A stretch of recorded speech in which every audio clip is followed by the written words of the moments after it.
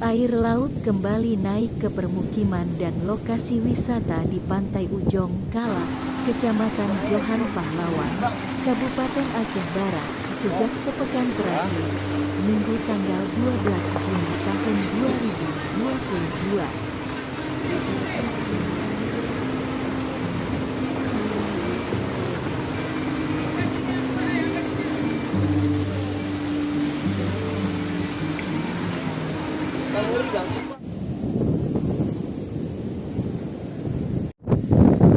Sejak awal Juni tahun 2002 ini, lautan di wilayah barat Aceh mulai bergolak dengan ditandainya musim angin barat dan pasang purnama bulan stroberi. Warga pesisir mulai membuat tanggul penahan air dari karung beras ala kadarnya secara gotong royong pada masing-masing rumah untuk antisipasi masuknya air laut ke dalam rumah.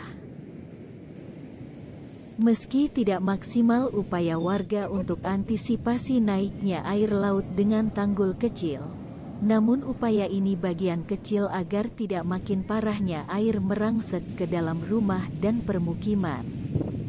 Warga pesisir yang memiliki anak terpaksa mengawas saat mandi di air laut yang merendam jalanan di wilayah desa setempat. Riuh gelombang menerjang pantai dengan tiupan angin sejuk tak menyurutkan niat.